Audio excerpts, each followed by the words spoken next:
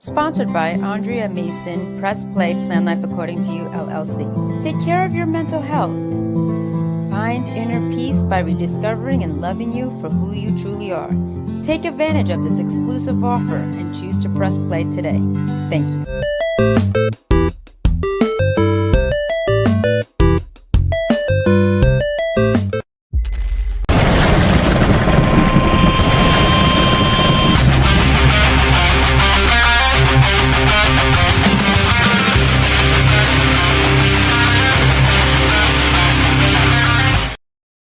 What's up, everybody? How y'all doing? This is the host of the Buzzing With Marlowe podcast. I know it's been long. It's been well. Guys, we are back. Season 6. We are riding, rolling. Summer's done. It's time to have some fun. We're going to do a lot of great stuff. First and foremost, guys, obviously we know what happened in the world of pro wrestling. If anybody doesn't know my background, I am former independent pro wrestler, the American Prodigy. I've wrestled through Georgia, Florida, North Carolina, Texas. You name it. It's been a good bit, man. Obviously, we lost literally. Hey, what's up, facts? We lost literally the father of pro wrestling yesterday. I'm talking about the immortal Hulk Hogan. My thoughts and prayers go out to Brooke, Nick, his wife. I mean, he just got married again, not even 4 months ago, if I think. Hogan, I've met him 3 times total in my life. I've had great experiences meeting Hulk Hogan. Just a nice guy, man. I know a lot of people could say what they want about Hogan, but we would not have independent pro wrestling. We would not have the John Cena's. We would not have The Rock. Still say one of the greatest matches of all time, Rock versus Hogan, WrestleMania 18. I'm a diehard Rock fan, and my dude got booed out of Toronto because he was facing the immortal Hulk Hogan. Still literally one of the best storytelling matches I've seen ever, still to this time. It's just been really crazy to see what has been going on with that scenario. And it's really sad, too, because obviously Hogan's last appearance in WWE wasn't as great as what Hogan was to pro wrestling. And regardless of what we say about the person, behind the camera or something like that, Hogan made pro wrestling. Hogan made pro wrestling on TV platforms. Hogan made WWE what it is today. Hogan made it for people to get extra opportunities from wrestling to go into acting and going into different things and, you know, getting their foot into the little bit of extra stuff. So I want to just thank Hogan for everything that he done for anything. Because if anybody knows the American Prodigy, you know Hogan was Mr. America. It was kind of in the same kind of a concept as well. So I mean, just honestly, thank you, Hogan, for what you did for us to not only live life like a superhero, but also be someone that you could look up to as a kid perspective. And that was something that I think Hogan did very well with. He focused on the kids as the main audience in pro wrestling. And I mean, regardless of what you say, whatever you feel about Hogan, you can't tell me no one in their childhood years went up there and started doing this, started doing this, started doing that, and then doing that. You can't tell me. So thoughts and prayers go out to Hogan's family. Hope and pray that WWE does a great honoring tribute show for him on SmackDown tonight. But thank you, Hogan, and you can rest well, man, because you did your thing in pro wrestling, and we will forever be grateful for that. All right, guys. Obviously, we got to do the ones that pay the bills. First and foremost, I want to talk about the great energy that I try to captivate every single time I get on these show. I'm talking about Dubby. That's right, guys. That journalist energy. All right, you know, people are sensitive to pre-workout. Caffeine is literally the number one consumption in the world. This right here could be a great alternative for you if you're trying to avoid coffee, trying to get all that craziness. You know, if you feel like, oh man, I'm going to lose my mind if I take this, that is not the case. It just keeps you up and rolling. It's got minimum 100 milligrams of caffeine, and you got to do like at least 2 scoops to really get that even crazy on the caffeine level. So if you want to try those, you got many flavors. You've got bottles, you got stickers, you got hats, you got hoodies. All you got to do is type in the promo code with the capital B, guys. Don't put it in lowercase. Capital B, Buzz20, and you get 10% off of your purchase. Always, man, shout out to Dubby for always giving all you great Buzzing with Marlowe guys that journalist energy. Obviously, guys, we got our merch. That's right, guys. I have finally updated it a little bit. Bonfire/Buzzing with Marlowe. Go in and get you some of that awesome merch. Obviously, the new and retired pro wrestler American Prodigy merch is still there. So I know we've been asking for it. It is still there, guys. We got tank tops now.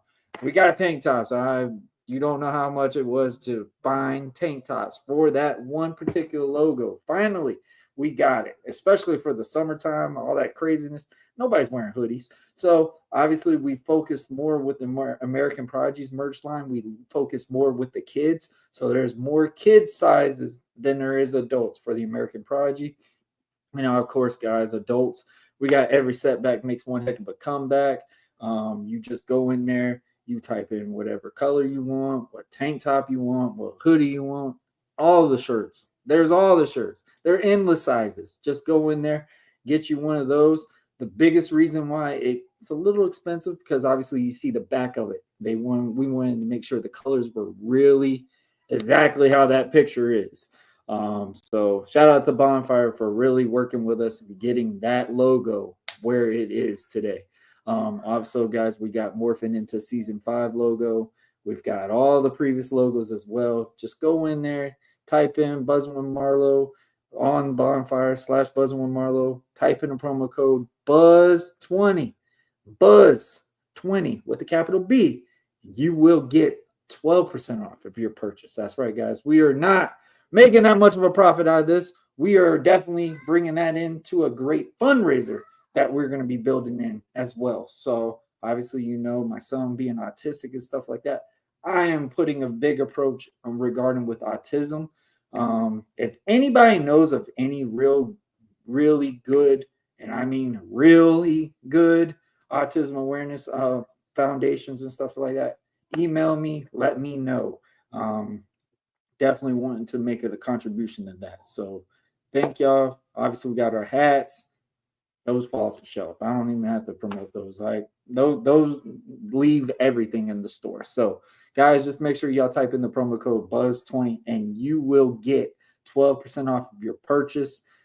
They have gift cards. They got all these different options, man. They've been upgrading a lot of things. So just make sure y'all go in there, type that promo code, and you will get a good little purchase, half off onto your stuff. So, man, and definitely just thank y'all for what we do with that.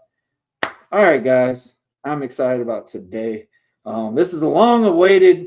I mean, I feel like I felt like I if this man was trying to help me out or something like that. We've been phone tagging it back and forth for a while, so it's glad we're finally getting it going.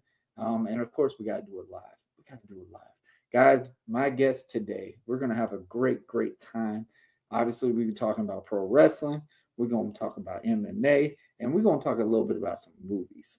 I've got a great guest for all those topics right now. I've got AJ Harrison. That's right, guys. AJ Harrison, MMA fighter, professional wrestler, and actor. Just started getting into the acting business. So we're going to really have some fun with this person today, man. I'm excited. Let's get it going.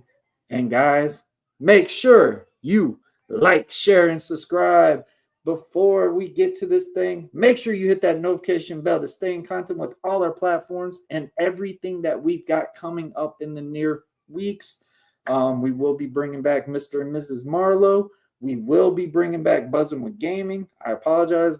We had to really work with my son for his live stream. It didn't go as well as we wanted, so we're going to work on that, and we'll definitely get that probably going in October. That's when he'll come back home. But guys, I'm not going to waste any more time. We're going to be joined with my guest for episode 194. We are going to be chatting with AJ Harrison. And ladies and gentlemen, he is now here. AJ, how you doing, man? I'm doing all right. How are you doing? I am here, buddy. I am here. So I would just like to take a minute to say thank you. I heard you talk about autism and the things you want to do for that. I myself was diagnosed with autism in 2019, so it really does mean so much that you want to put forth so much effort into doing something for the autism community. So thank you so much. Man. That means a lot. Definitely. I mean, I've looked around for like different foundations and stuff like that. I hate to put them on blast, but there is one particular one I did really try to help with money standpoint, and found out they were kind of, under the rug type scenario. But I'm definitely trying to find different ones and stuff like that, because we do need to bring more of an approach to this. We do need to help out with this community standpoint. Like I said, because my son, he was put in the autism spectrum. Like he had pretty much checklist every symptom, every possible scenario on it. He got diagnosed at 12 months old. So it was like, and he sadly, when we've had to go back and forth to the hospital, he basically tested for everything that they were testing him on. Luckily, he didn't have the biggest scare was, something regarding with his skull. Luckily, he didn't have that part, but like my son has been through a lot. So it's obviously when I look at these things, and obviously when we go to the hospital and you see like the bill when it comes to like families that have to go through different things, and it's not like they ask for it, and they just want to be a parent and help their their child or something like that. So it's like you really want to put an approach to really building that community.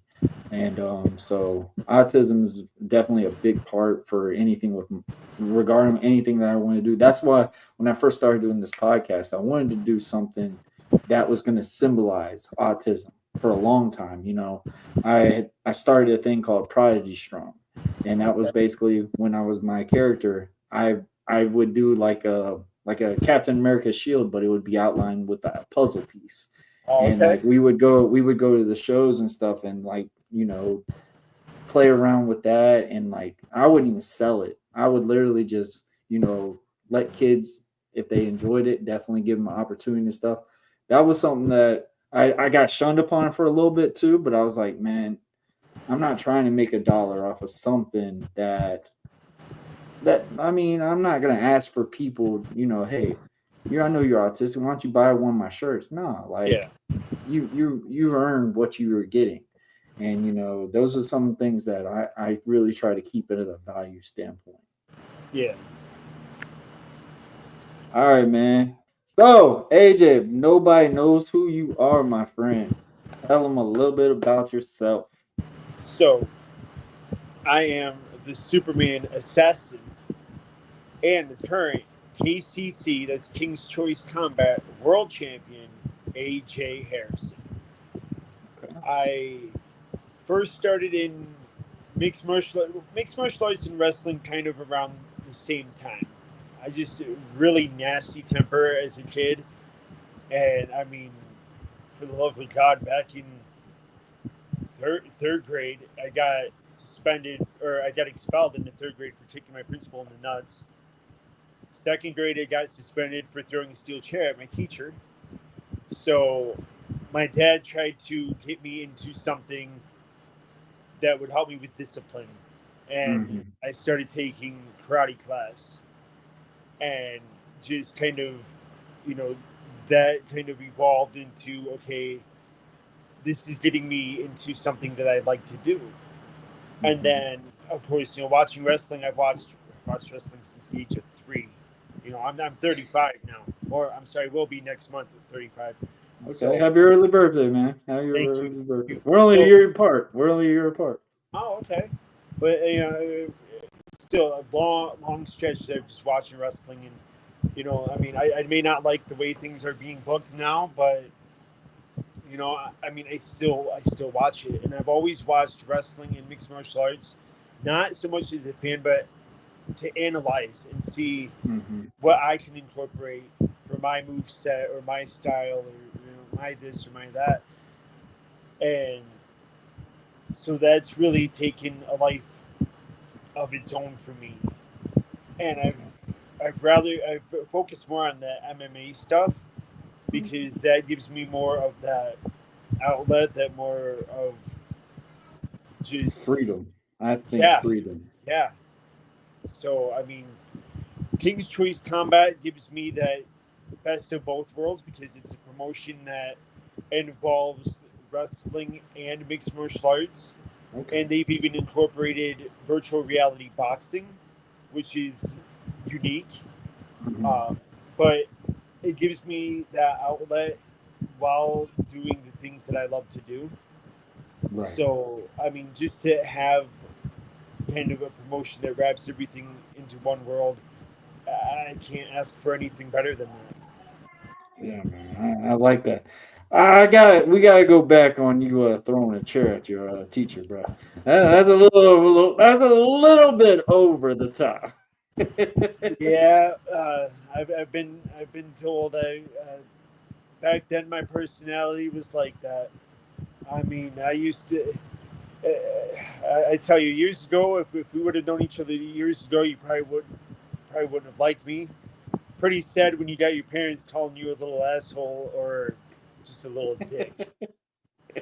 My mother, my birth mom still will always reference me. You're a little asshole. I'm saying, yeah, well, tell me something I don't know. Thanks for the compliment. Can you tell me something different about myself? So it's one of those things. Man, you gotta tell me something good. Yeah.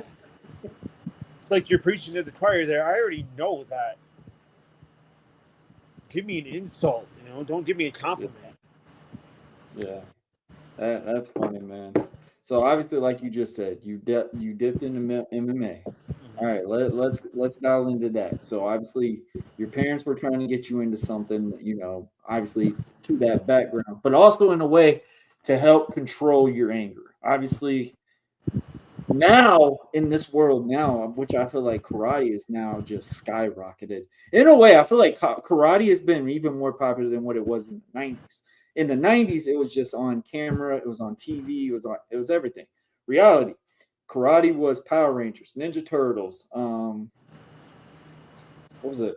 BR Troopers, Three Little Ninjas, all those different things. Like they were focusing on karate. And obviously our big movies, you know, anything with John Clive Van Damme, Steven Seagal, stuff like that. Even though everybody would sit there and go, oh, Steven Seagal wasn't karate.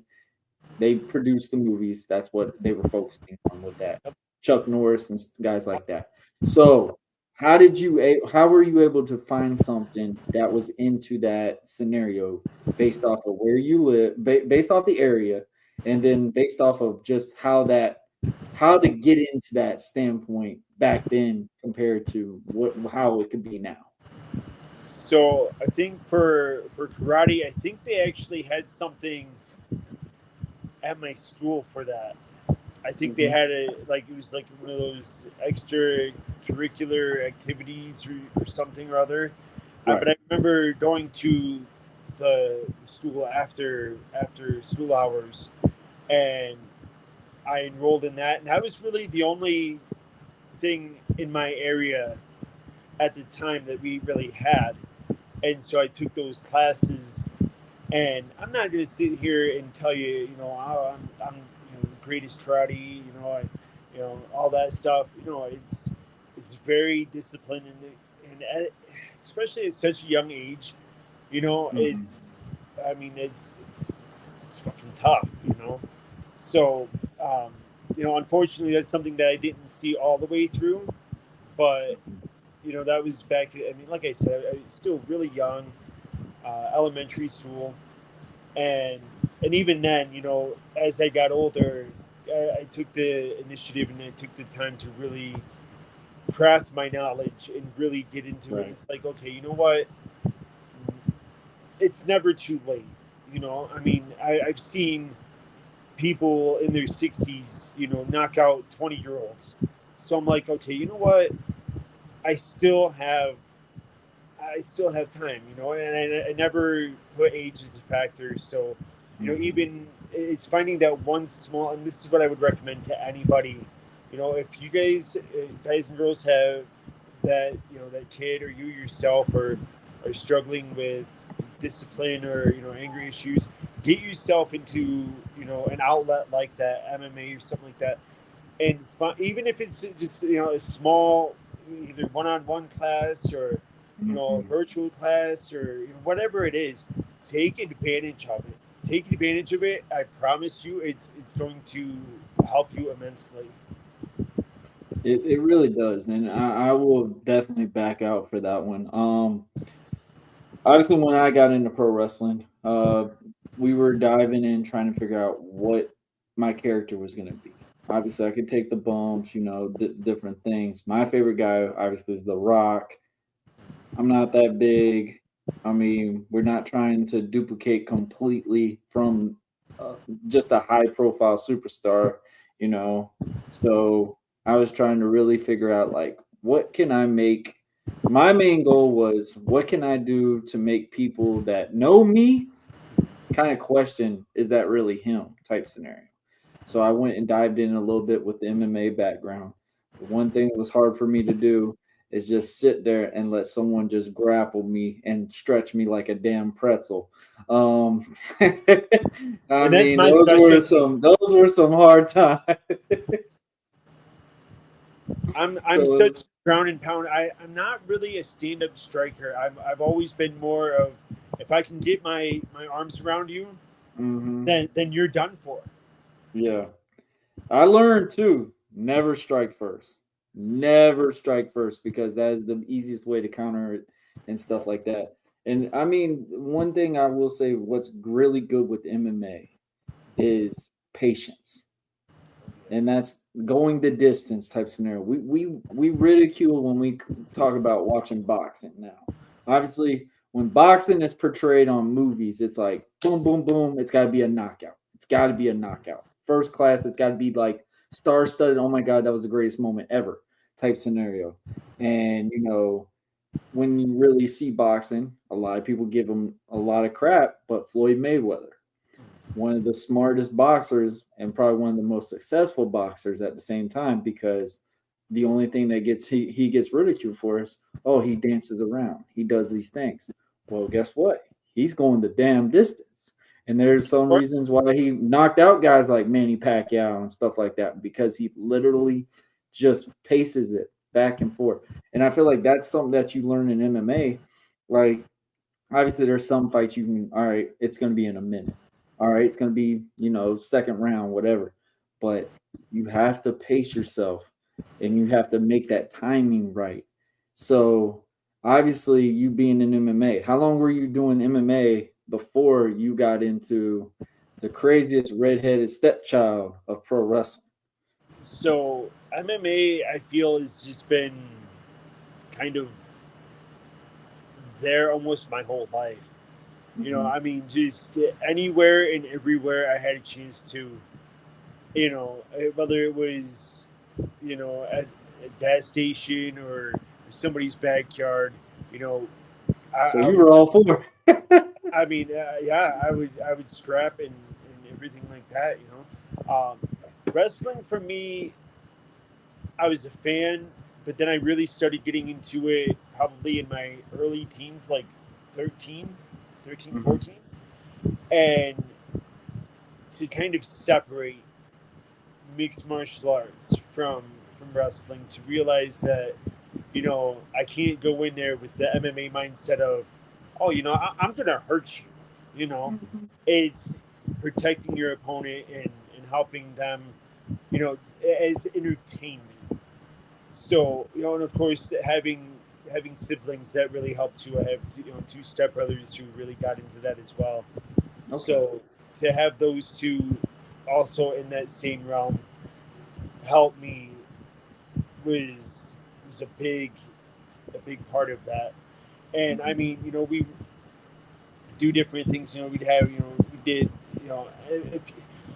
I feel like any wrestler has always done trampoline wrestling to start out. Oh, bro, man, I could tell you countless stories about when I was a kid.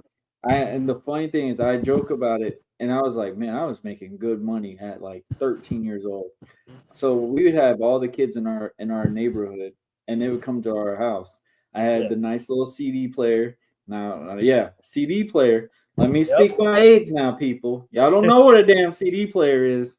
I had one of the real nice ones too. I had a 5-disc CD player, so I was really big time. I felt like I was big time. And so for pyro, we would use the sprinklers. So, okay. So you would have water flinging out, like it kind of make it a little cool. So what cardboard championship and everything. Oh man, it was a nice set. I wish we filmed some of this stuff, because I was really amazed. Like, I really wish I could watch this back and be like, damn, I actually did this, and then I actually became what I was. And when I would do the things, I would have everybody have like little lawn chairs. I would tell them, all right, bring your lawn chairs. It's $5 to get in, and we would have full wrestling show. Sometimes people would wrestle more than once, but they would wrestle as whoever they wanted to be. Kane, Rock, Austin, Undertaker, we had them all. Even one wanted to play as Goldberg, and one played as the guy from Ministry. What is his name? Minion. I actually played as Minion, which I was shocked that he actually spot on did really good with the character. But yeah, man, we had a blast doing this thing, and I did it for a whole summer, and kids would like really look forward to coming over to our house, which was kind of scary for my mom too. She's like, how many people are just going to come in our backyard every single day? Like, little my mom know I bought my first cell phone because of those $5 tickets.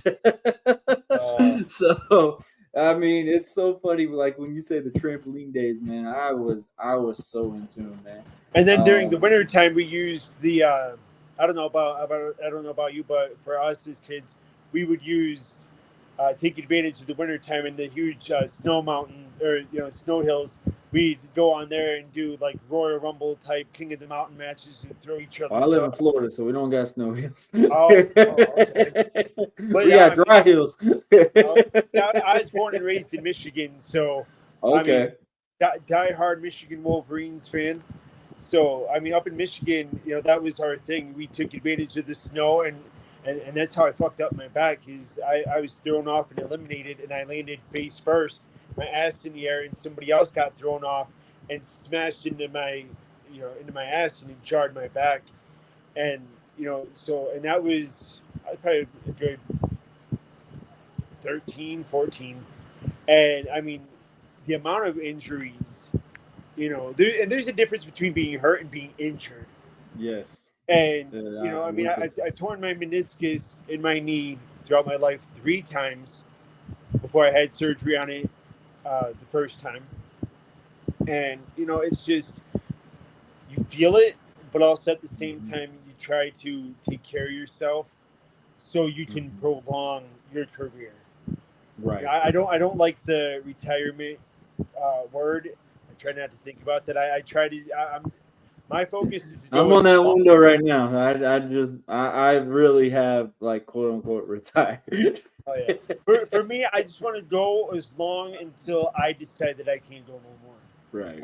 And then hang it up. But I mean, for me, that's kind of where it all started. Is to have that love for the the trampoline stuff and taking advantage of the seasons and things like that. And then you start to see how big it's gotten, and then you kind of take on from there. And and then, like I said, into my maybe 16 or 17, my cousin and I came up with this.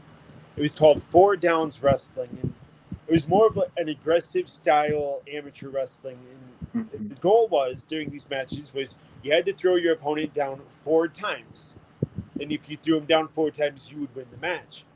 And it didn't have to be, where, 1, 2, 3, 4, and then if your opponent scored 1, it would reset. No, this score could be 4-3 or 4-2. Either way, if you were the first to 4, you would win. And that was something that concept really started to take off, and it really started to pick up.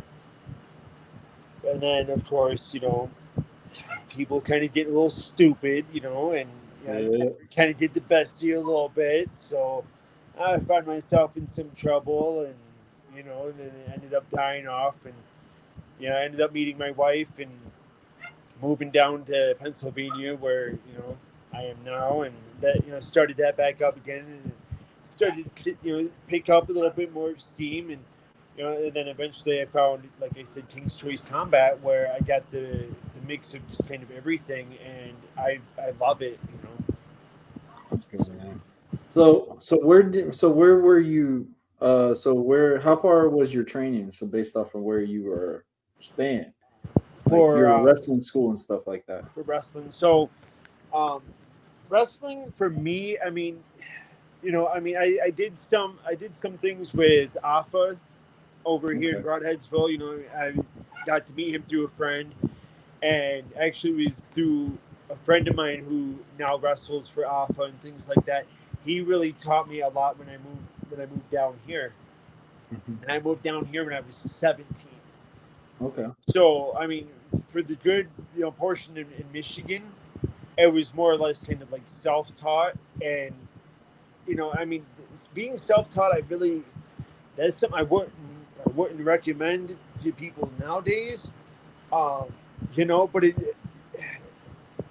I'm almost cautious to say, for me, it worked. I was one of the rare ones where that good portion, it worked. Thankfully, nobody really got hurt. I didn't go off and really alter somebody's life of an injury or anything like that. And then when I was able to use the outlets and the connections that I had, I took full advantage of it. And so, yeah, I mean, that's for me. I will forever be grateful for those connections and those outlets, and to further progress in my training with wrestling, especially, I mean, even 17, very young age, and learning, the suplexes and things like that. That for me, it was, you had to try to be humble, but also very grateful for what you learn. Yes. Take what you learn and expand upon it, So I would say for me, I got pretty far once I really studied the concept. I got pretty far in my training, but then, like I said, I transitioned more into the MMA and more for the wrestling. I started to focus on more of the character building and the storytelling, the storylines. That's what I enjoy, and that's what I feel like people kind of get behind now. Is you can't just throw out matches, and I'm sure you can have 5-star classes. It ain't gonna mean nothing if there's no story behind it. Exactly. So, and the one I do want to say this on that too. oh yeah. You don't have to have a long feud to build a match. That's something a lot of people don't like. Yes, you can have wrestling matches that have matches, but make it make sense. Like, say, like if I'm gonna have a guy that's 165 pounds against like Bobby Lashley, my story of this match is going to be how they're going to be able to take down Bobby Lashley. That's going to be the story. So you're going to play around. You're going to try to grab his leg. He's going to throw you off. You're going to try to go around his waist. He's going to shoot you off. Like, it's going to be that. It's going to be a major challenge when you finally get him down. If you don't get the crowd to go nuts, you failed the show. You failed that match, in my opinion. Like, that's something I wish people would realize what wrestling is. Like, we've looked at it in so many different concepts, and this is something that I've learned it as. Pro wrestling is supposed to be like a fight. You have a stance like you're going to fight somebody. Not, all right, we're going to just go with the routines, tie up, do that, collar, elbow, ring, arm wringer, stuff like that. Like, it works, but you have to put it in the timing manner for it to get over. And that's something that I feel like a lot of people are very well advanced on, but very lack on the timing, if that makes sense. Like, the timing is what everything is. Like, sometimes, man, the reason why your matches drag out is because you need to sell. Like, you need to give that moment to like if I'm the big baby face and I'm facing somebody that's smaller than me, I've got to make it look like I'm still fighting under to a smaller guy. But we got to make it where I'm strong, make it where he's going to build a credibility out of this. Like, it's those different things. And that's why a lot of people fail when they come to these dynamics is, if I'm fighting a big guy, I need to chop him like a tree. I need to find every different way to do it, but I can't cheat. I can't do things with the ref. I can't do all these things. But it's okay if it's lingered in to make sense of why I just did that. That's the problem where a lot of people fell at. Oh, he used the ring post. Why did he use the ring post? Oh, because such and such did it, and it was just there. Like, that's kind of like that concept with the babyface scenarios. It's the way to fight fair, but you have to find a way to finally get them down. Either that or if you're planning a double turn. That would be the only other way to have the face start pulling dirty is, and that's the thing, it's about the timing. And it's even with the story, like, you can't build a story and have it make sense, but then completely make a left turn and have it, it just. And then there's some stories where it starts to build and people get behind it, but then it just cuts off and there's nothing. It's it doesn't hit the way that everybody thought it would be. My problem with a lot of wrestling fans now is they watch this like a DraftKings thing. They look at it as, oh, I want this person to win, this person to win, this person, this person. If it doesn't go that way, they get upset because they weren't able to project it. But there's also a way, if it's a interesting, a cool factor or something like that, then it's like, oh my gosh, that happened. They listened, they did this. See, my problem with people is, and look, I love the fans. I love, people who get behind it and watch it and all that, but if you've never been in the ring, in the cage, and just that types of sport, I'll say it's one of the toughest things on this planet to do. And I mean, you got to really be honest with that, because we are I mean, we see people, oh, my finger, oh, my arm, my leg, oh, cramps, left, right. I can't tell you how many times I've wrestled 3 or 4 matches with a freaking fractured knee that I could barely walk, Yep. and you wouldn't even know it because I literally You have to finish. that was what we were raised on. Like, hey man, you gotta keep going. If you want this power to go, like people don't realize when you get that moment to take that shine, you have to run with it.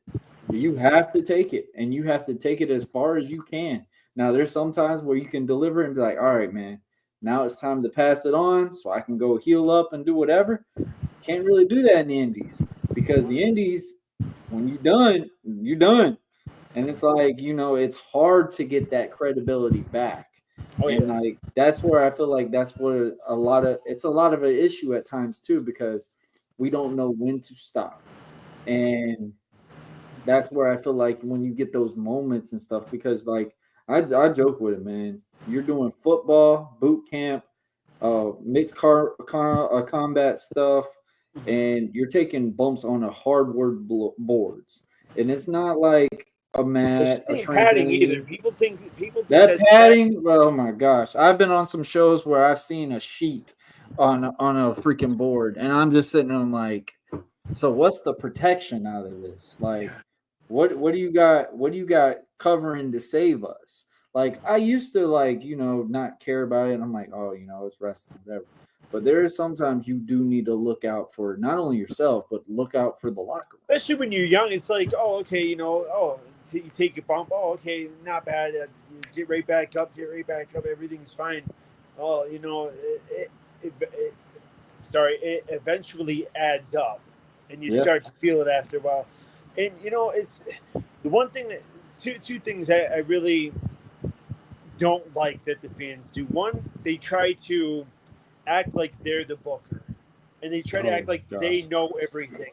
I'm sorry, but if you're not in that business and you've never stepped in there, don't act like you know everything. Two, take the F word, and I'm sure as a wrestler, you know what I'm talking about, and eliminate it, because what we do, it's not fake. It may be predetermined. We already know, what's going to happen. But, I mean, if you watch some of the old WWF, DVDs, you'll hear in the very beginning, not only don't try this at home, but you'll even hear, he's falling off a 20-foot ladder. I would actually ask anybody, climb up a 20-foot ladder and jump off. Jump off, and then after you land, you tell me.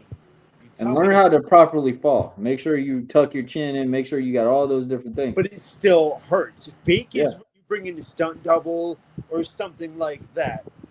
There ain't no stunt doubles. You can't redo it either. Right. There is no stunt doubles when it comes to wrestling or even mixed martial arts. And it's one of those things that you go in there and, I mean, there are people, look at Draws. May God rest his soul. He just passed away not long ago. But he took a power bomb and it landed the wrong way. That dude was paralyzed from the neck down. But yet there are people out there. Oh, wrestling's fake. Yeah, well, tell that to the guy who spent most of his life in a freaking wheelchair, paralyzed from the neck down. That what he did out there was fake. That, and I'm sorry, it pisses me off to an extent, but in reality, I think it breaks my heart more than anything, where wrestlers, they go out there, they put everything on the line, they suffer all these injuries, and then people still come in and they shit on these guys for it, and it's just like I hate when people talk about people's moveset. That's the thing that really bugs me. Like, God rest his soul, we just lost him, Hulk Hogan. A lot of people have got mixed feelings about it. I feel like this era, when it comes to a wrestling audience standpoint, more guys like Ricky Steamboat, Bret Hart, and all of them would have got more initiation than what they got compared to with this audience compared to what they got back then. Because back then, audience, they wanted the bigger guys. They wanted the larger than life characters. Andre, Hogan, Macho Man. We can be honest, Macho Man was one of those guys. Oh yeah. When we Roddy Piper, Paul Orndorff, yeah, everybody don't remember them. Cowboy Bob Orton, guys like that, like big Jimmy Snuka, stuff like that. What's up, Blackheart? And like they just like that talent back then. Undertaker, Sid Vicious, Psycho Sid, like good lord, bro.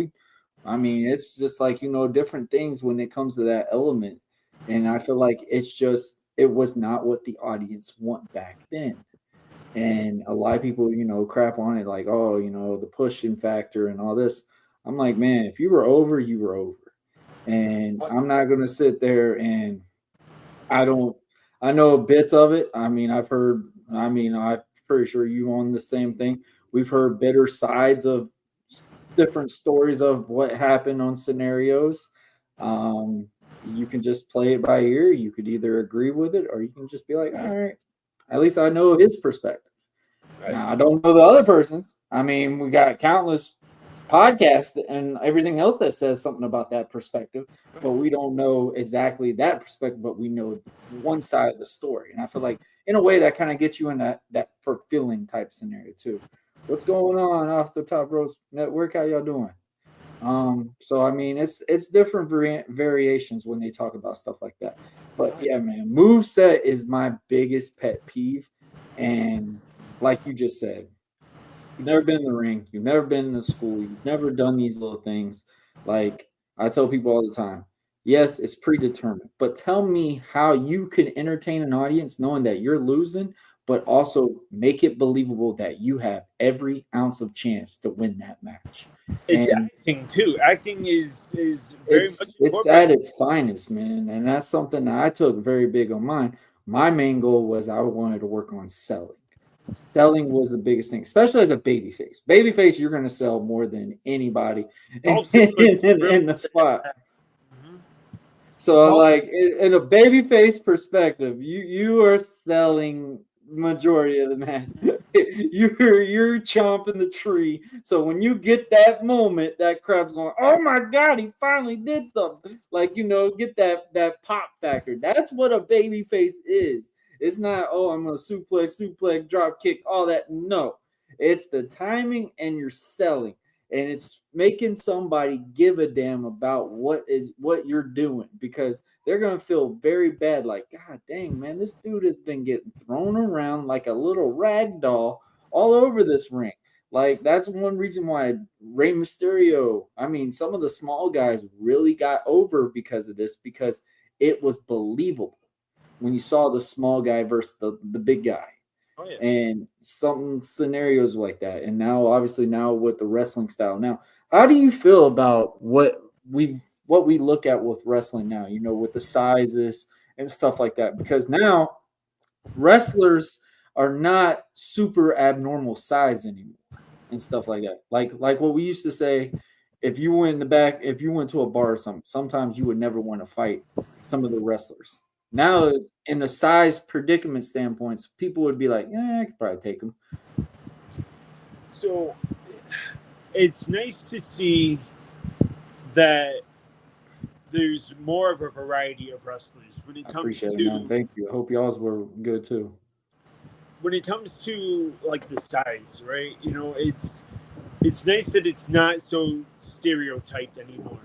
Yeah. And really it gives that diversity. It gives that the smaller person a chance. For me, I'm only 5'6", Oh, okay. So for me, it's like it also gives that dream to somebody else. Like, okay, hey, I can do this. I agree with that. And it opens up much more of the concept. It opens up much more for entertainment. I'm not too awful. What's the word I'm looking for? I'm not too keen on the whole, flippity flips and. I call it bullshit wrestling. Yeah, I literally call it like it is, bro. Like it's gymnastics. It's gymnastics at its finest. Like if I want to see that type of style in a ring, I'll just go to a circus. Right. Like now, if they make it believable, then if it's the timing, if it makes sense, like Yeah. Like I get it. Everybody loves them. You know, oh my gosh, they're larger in life. I have a big pet peeve with the Young Bucks because I just feel like they don't. I mean, now they're actually looking like they're wrestlers now. Not trying to be mean or whatever, but they actually look like they got a little of a look now, and I think they've started realizing that too. Like, you know, looks definitely need to be in that genre, especially the stuff that they're doing, super kicks, all that. It just got to make sense to me. Like, if you do all that shit in the beginning of a match, in my opinion, the finish better be a schoolboy or something, because that's all that I see that you haven't done. Like, in my opinion, 95% of their moveset is a super kick.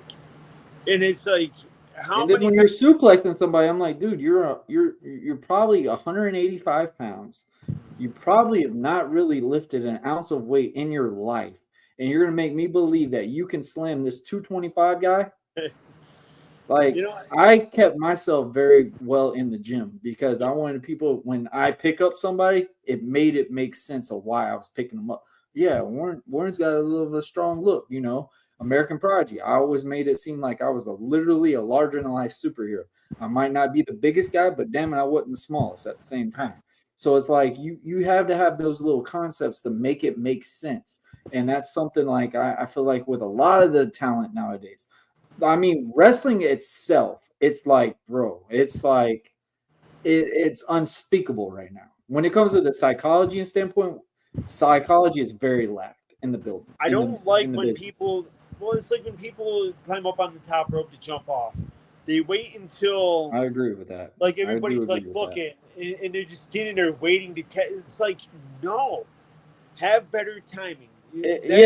That's where the selling works. That's where you work it up. You know, like if I'm gonna have something like that happen, like obviously I want to be aware where that person is. But it's Right. like I'm going to grab the rope. I'm going to wing it in because when that person hits me with it, I need a reaction out of them. Yeah. Like that's something I learned very quickly. Obviously, when I went to the very first AEW Full Gear pay-per-view, it was I can't remember his name. It was one. He reminded me of Finn Balor, but the sad thing is he didn't wait enough when he was on that top rope. Yeah. The crowd couldn't really get enthused with him because he didn't give it time. He just went on the rope, jump, boom, got like a 10-second pop, and that was all you heard in that whole match. And it was like, that sucked. Like, I don't want that for me. And like, I would try to tell my wife and stuff like that because she never understood the psychology standpoint when it comes to stuff. And like, every time everybody asks her, like, hey, how do you feel about storytelling? She can't really tell you on it, but she looks at it based off of their entrances, their appearance, stuff like that. So it's like you have those different audiences that captivate and, you know, tackle in to understand what they're watching. But the timing and stuff, like I'm looking at it as you've got to have an introduction at all times. Not everybody knows you, and that's something that people had to realize. I know as independent talent, we take that very harsh in a way, like, how do you not know us? We're on Facebook, we're on Instagram, we're on this. You don't know me, like, you know, certain things, like, and that kind of rubs everybody in the indies wrong. And you know, but I've always learned you need to have an introduction, but also at the same time that level. And when the selling standpoint, that's where people build a connection with you. Oh yeah. So, you know, those are the things like I feel like really could be worked on. Obviously, we've got, I mean, the talent standpoint in wrestling is unspeakable. Like nobody's beating the talent standpoint when it comes to pro wrestling now. I will say that. Sorry about moving around so much, but no, you're good. I'll tell you one who I really admire now, and I've really taken a point to really sit and watch his craft. Very young too. My personal favorite, MJF. I cannot say enough good things about him. And I mean, that man, look, I mean, he knows what he's doing, and he is one that, I mean, I've heard that he's a really nice guy, but every time there's a camera on him, he's an asshole. He's him. You know, And you listen. I mean, we've talked about it at the beginning of the show, just how I was, things like that. I still have a very nasty temper, but however, throughout my life, and especially having kids and being married, my the fuse has lengthened quite a bit. But I'm not asking for somebody to come and cut that fuse and then light it. Don't Right. push past that boundaries, or you'll see that nasty temper. Mm-hmm. For me, I've always studied the villains, the bad guys, the heels. I don't know why, but I've always gravitated towards them more, and maybe it's just because I have a better understanding, and that's why I love Triple H's booking so much, is because he has an understanding that when it comes to the bad guy, make them justified. Maybe the way they go Why about it you're is the the bad wrong guy. way, Yeah. but justify why he's a heel. And I love that concept. Sometimes you may not And agree it's the with the booking. simplest things, and that's something that I feel like a lot of people fail with. Like you got the typical ones, and this is something I've learned. Definitely, I had to help. Some guys that were trying to be heels. Is the biggest issue I always had was if you're a heel, you're instantly screaming at fans when you're coming out, just to kind of like show, hey, I'm the bad guy.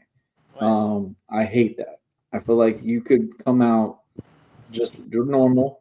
If you get a little pop, get a little pop. But when you get in that ring, that's when it turns on, and that's when you're like, oh, that's what he is. He's not the good guy that I thought. Different thing, and in a way, it helps pick that sides a lot easier for the audience. Like when you turn on that thing and it's like, oh my gosh, that's really cool. You're entertaining them, but now you just leveled up the person that you're facing. Now you've got momentum and you build the strength of a characteristic to that person now because they're like, oh, what is that guy going to do? What is he going to be able to do to follow whatever he's doing with that? And I feel like that's something that makes a very optimistic standpoint when it comes to the matches and stuff like that. So I definitely do. I mean, we could talk about wrestling all day a week. Obviously, you did just now getting into the world of acting. Obviously, that is another outlet for pro wrestling and stuff like that. So you want to talk a little bit about that? Yeah. So sorry if you hear my daughter screaming back there. You're good. But anyways, it's So, and actually, this happened just by chance. I happened to be working for a few friends. Unfortunately, had a little bit of a falling out. Still on all right terms, but not as close as we used to be. But I worked at their liquidation store before they had to close up shop, and we had a sale on, I think it was like Halloween decorations. And this couple came in, and I've never seen a full grown ass adult man just run towards the Halloween masks, and I'm like, it was one of those things like, hey, and he disappeared as soon as I told him where it was. He disappeared. It was, all right. So I was talking to his wife, and I was explaining to her, what I do outside of the liquidation store, and she's like, oh, my husband. He's so excited. He's a producer. He does movies. I'm like, oh, okay. And he came in after he got done Kid and Candy Store. He came out, put his stuff on the counter. I got to talking to him, and he had asked me if I wanted to play. I think he started out as an extra, and I was like, yeah, sure, I'll give it a try. And I've never really been one to follow a script. I just to sit there and memorize lines. That's hard. That's that heel in you. Yeah. So, but anyways, so later on that night, counting money, just people, they trusted me very well. Counting money for them out the money bag, and I talking to the producer. He's like, hey, I was wondering if you could deliver a few lines. Sure, all right, I'll give it a shot. And then eventually later on, one of the lead roles had opened up, and I did an audition right there at work. He came in, and I auditioned, and I got the part. And we've had a lot of setbacks. So that film actually is going to start mid-September is when we start filming. So I'm really excited to get that rolling, and just really excited about that.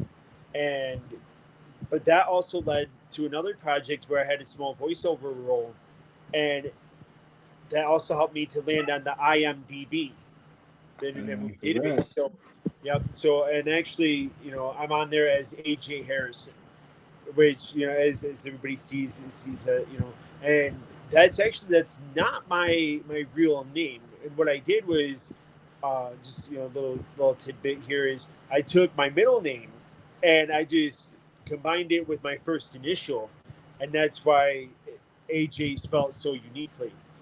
Mm-hmm. And that's how I'm listed on the Internet Movie Database, and I'm more widely known as AJ Harrison.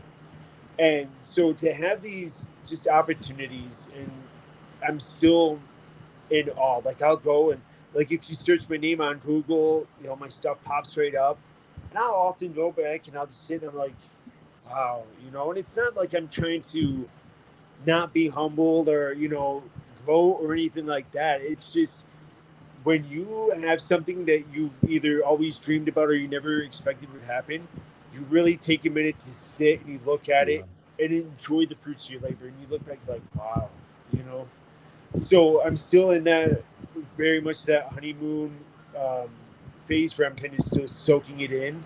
Mm-hmm. I feel like I still have a lot of those yet to come. So, I mean, yeah, it's just the acting aspect, though, of everything is really learning, like, and of course it's an independent film. So, I'm, like I said, working my way into it, but learning a lot of the behind the scenes, what to keep quiet about, what I can and can't talk about, what to share, what not to share, and especially learning that things like it's a lot that goes into it. Yeah, a lot of people don't realize time. Like, I don't patience for me, I struggle with very much. And acting, I would say that will test your patience more than everything. I want the results right there. Yeah. And I have to remember, sometimes, maybe filming gets pushed back to a later date because of, things like that. And it's like, yeah, it's frustrating, but as long as you're understanding, it becomes easy. And I've always told anybody I work with, my job is to make your job easy. I'm here to show up. I can give you my thoughts, my opinions, whether it's wrestling, and talking to a booker, whether it's, acting, talking to the producer. I will give you my thoughts and opinions on where I feel my character should go, or, what I think would look best. At the end of the day, that's just my opinion. What you do with it, that's on you. I'm here to do my job. You hired me to act this part, or you hired me to work this match. At the end of the day, I will give you my thoughts, but if you don't want to go that way, you want to go your way. All right, I may not like it, I may not agree with it, but it's what you want, and I'm going to make the best out of that hand. Man, I love that, man. I love that perspective, because a lot of people, some people could get rubbed off the wrong way. Like, that's something that we learned in wrestling. Something that I tell people, especially that are very new into it, which my main goal was to help the newer group. It's very rare you get to see people really wanting to help the future in the indies and stuff like that. Like, most of the guys that are coming in now, they only watch New Japan, they watch AEW, they watch all these things. I tell people, study old school wrestling before you get in. Before you do anything. I think the mindset MJF does. MJF will say, and he actually said that in an interview, he said, watch everything. If you really want to become somebody, study it, And he even referenced, he watches AWA, WCW, WWE. He watches everything. So if there's somebody out there, say WWE superstar, or you as a wrestler, you cannot say, oh, well, I only watch WWE and that's it, or I only watch AEW and that's it. Two things are going to happen. One, you're a liar. They're gonna push past you. Like, honestly, a lot of promoters will not book you. Yeah. I mean, that's a reality, and that's something that a lot of people didn't believe for a long time. I told them, I said, if they ask you what do you watch, you do not just say one company. You never say that. because you need to watch NWA, you need to watch AWA, you need to watch Smoky Mountain Wrestling, you need to watch, WWF.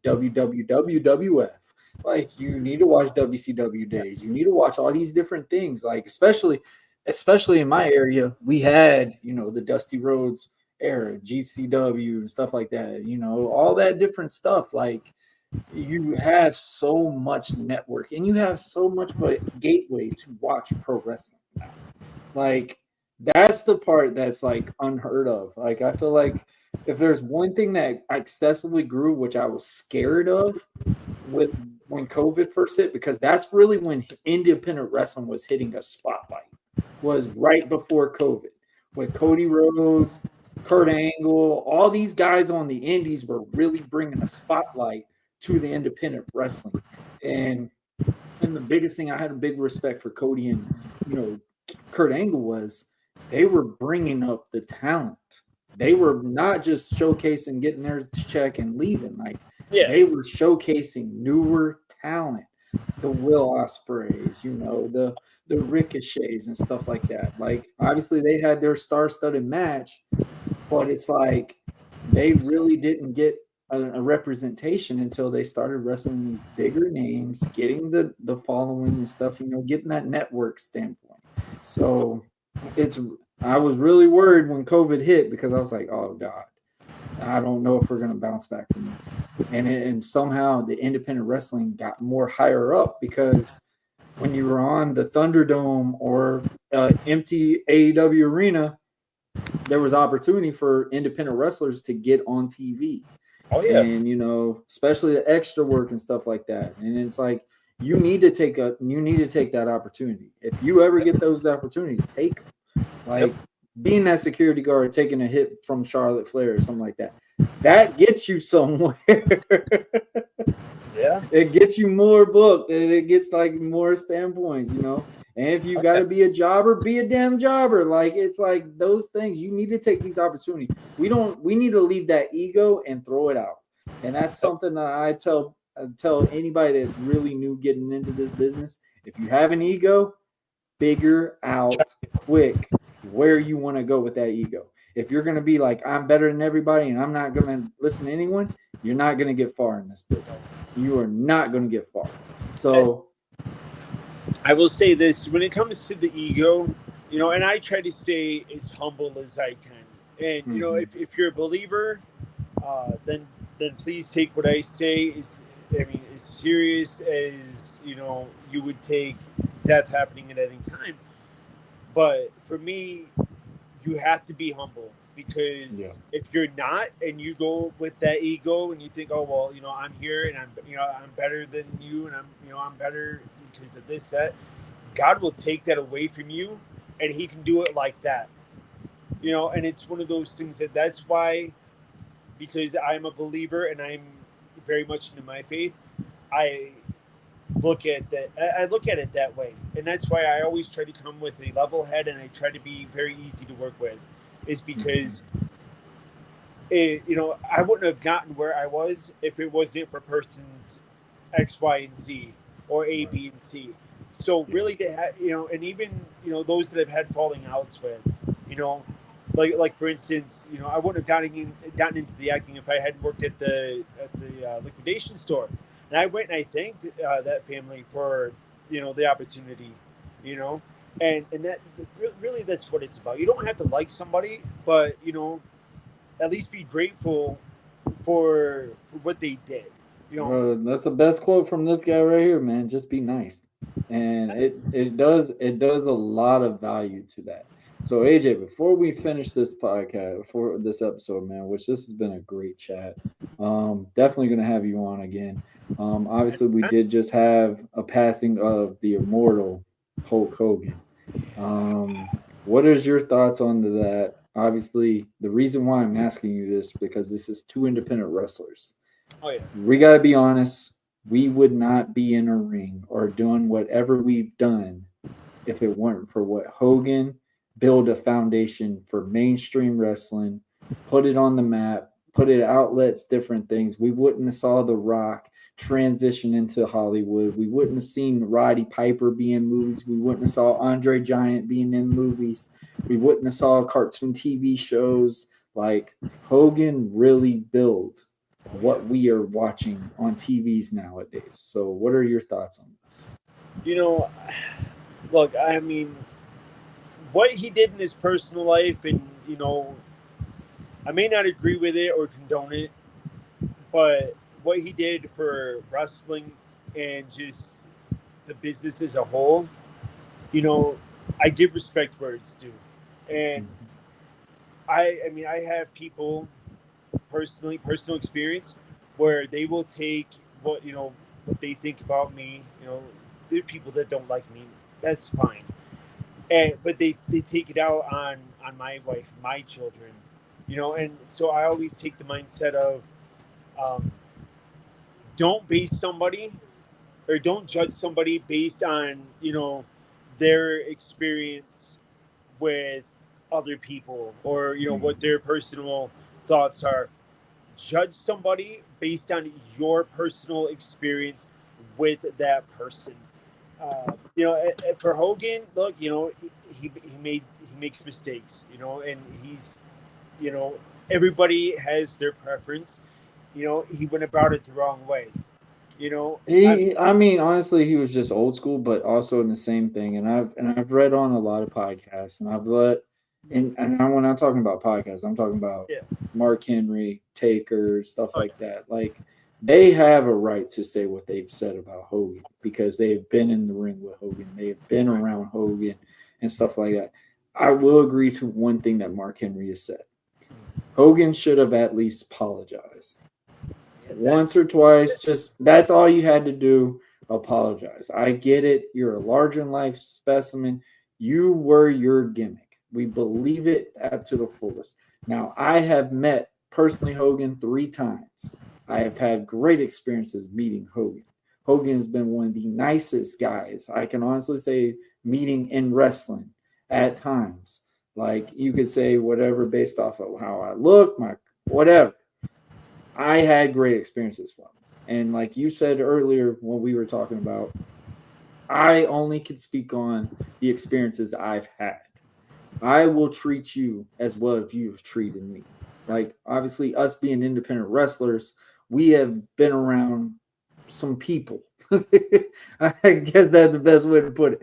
There's been around some people that you don't like, you don't care for. You probably would want to go in the back alley and just probably beat the living daylights out of people. But guess what? In the end of the day, we're there to do a show. We're paid to do this.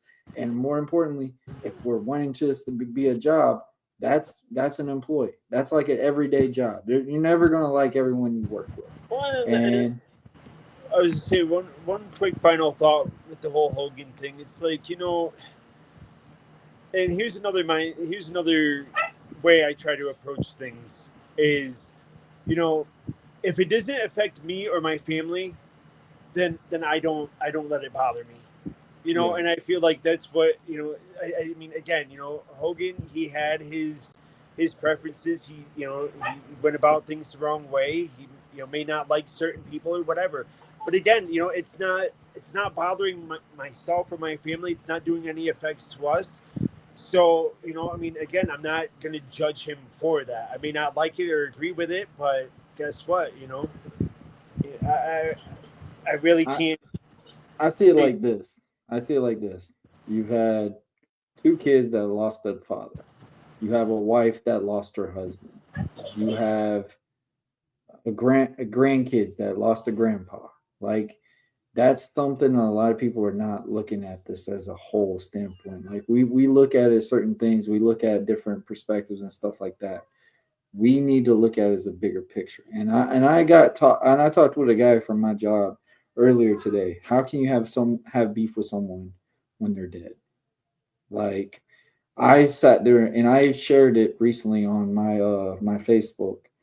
Hogan giving his life to Christ. And I've learned, regardless of what you believe or whatever, that's the only person you need to really fix things with. Like, a lot of people, you know, we talk about, oh man, not the nicest guy, whatever, da da da. in reality, that's what matters. You fix that relationship with him above, everything else is whatever, water on the bridge, in my opinion.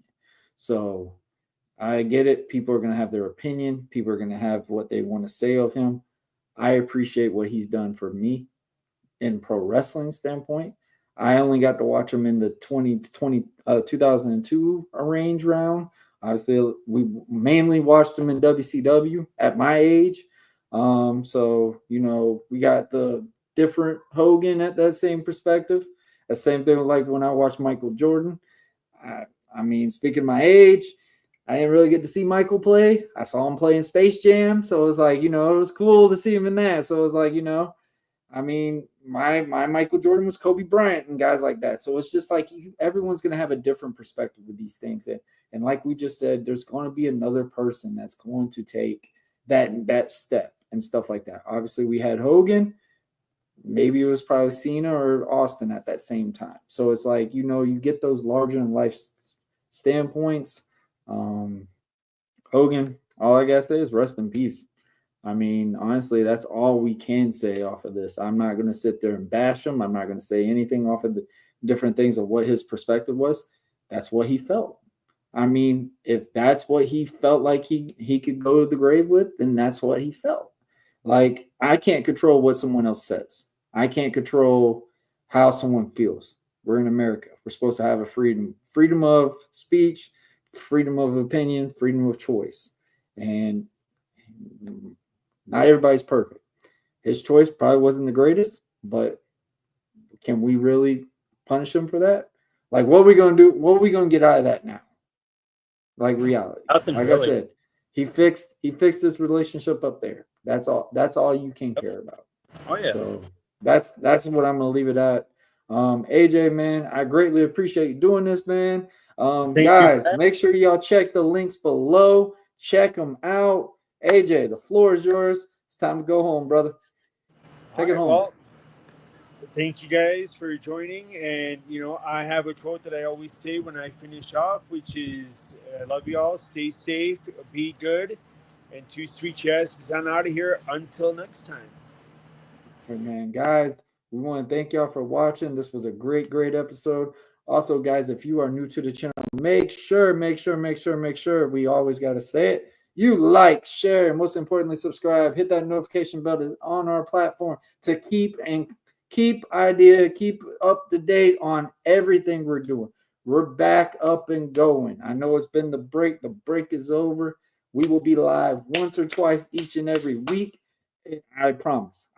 So, guys, we want to thank y'all for watching. Guys, I know we got the video up right now. Audio will be uploaded literally right after this episode. So, guys, my name's Warren Marlowe. That's AJ Harrison. And ladies and gentlemen, we are out. Have a good one.